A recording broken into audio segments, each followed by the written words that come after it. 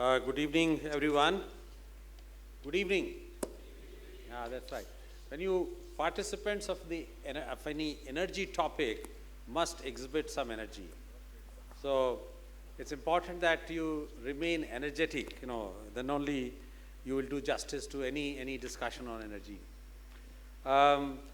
We have had a wonderful session in this 2 days deliberations here, touching upon the most important aspects where we are not really paying enough attention. For example, water. We do not know and we have not really recognized the value of water even now.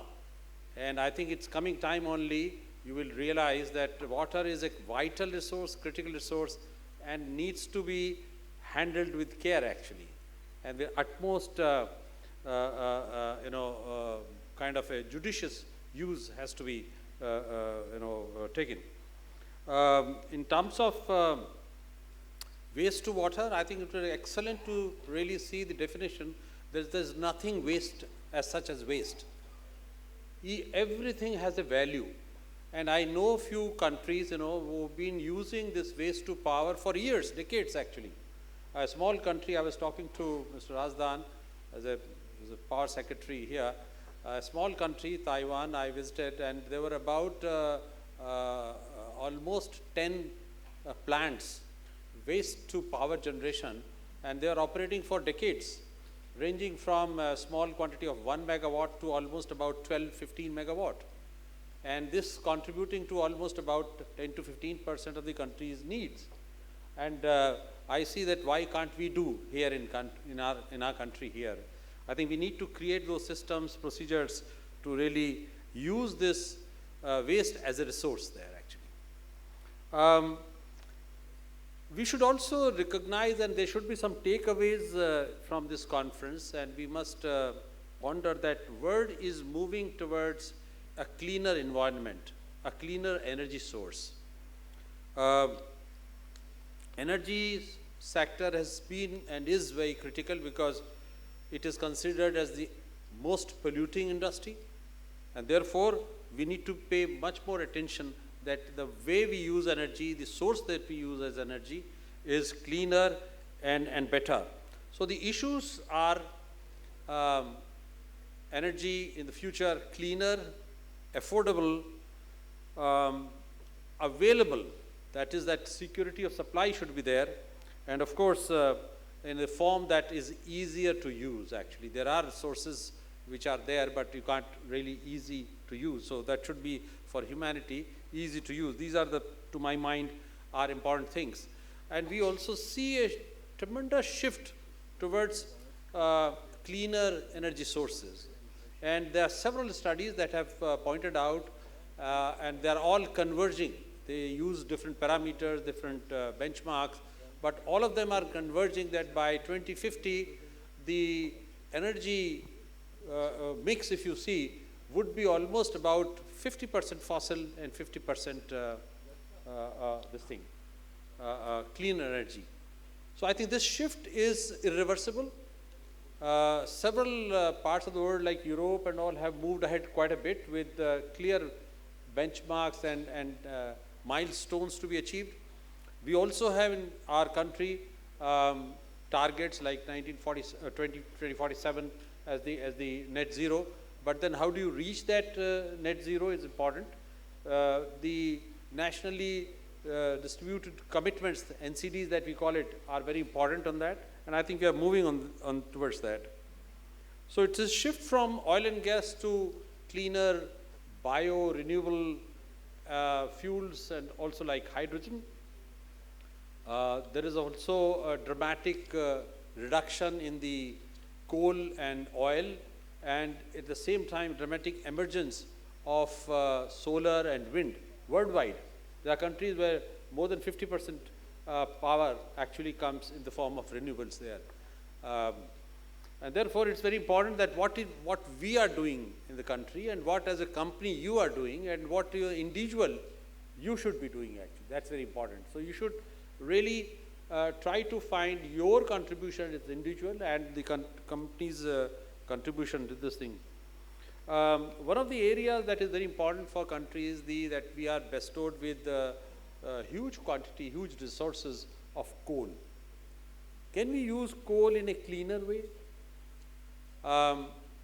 In fact, I was waiting for Mr. Gurdeep Singh, who could not come in the valedictory here, but there are companies now who are using, who are generating power based on coal, are slowly moving towards coal gasification. And this coal gasification is much cleaner than the direct burning of coal. You get about 15% plus kind of less emissions there. And then if you can apply other technologies along with that like CCUS, then you can really do in a much cleaner way. If you can use Indian coal in a cleaner way, this could be one solution for India. Ministry of Coal has come out with mission, coal gasification mission, where about 100 million ton of coal has been set aside for allocation for gasification only by 2030. Also, the ministry has come out with viability gap funding to really put up projects there, and I think about 8 projects, including 3 R&D projects, have been approved, awarded with VGF funding. So we, in the next couple of years' time, we will surely see a lot of progress in terms of how we can use coal in a cleaner way in the country. And that's, if that is there, then perhaps we will have one energy source available, cleaner source available for country. Also, the biomass gasification along with that is also a topic of a lot of research, industrial research in US, where we found that new emerging processes like electrolysis without electricity, the new emerging technologies, combining electrolysis with gasification to enhance your production by almost 50% more on certain targeted products. These are the emerging things, emerging technologies, processes, and I'm sure some of the companies in the Indian context also are doing it. The another trend which is very clear in the world is that energy is being consumed more and more in the form of electricity. And this trend is also very, very visible, and the indications are, the projections are that by 2050, almost more than 1/3 of the energy will be consumed worldwide in the form of electricity. So I think we need to really see that electricity usage as energy is more efficient, and therefore it is again a trend which I'm sure India will also be doing. So there are many things that we have discussed. There was a session on hydrogen. There are many challenges in hydrogen, but then it is the cleanest form of fuel that is available today, and the new developments in the form of emerging technologies, better electrolyzers, or that, what I say, that solid oxide processes which does not require anything else, is again a electrolysis without electricity, are the processes being used for production of hydrogen. And I'm told that 1 ton of per day hydrogen plant would be commissioned anytime now in US based on this technology.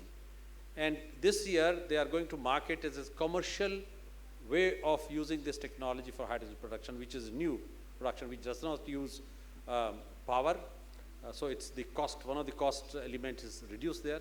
So I'm sure these kind of new emerging technologies and what we have shared in the different sessions would make each delegate more richer, and there would be definite takeaways there. We look forward to your participation again, and I would like to only compliment Dr. Garg for continually organizing such vital, important conferences in this thing. Thank you very much.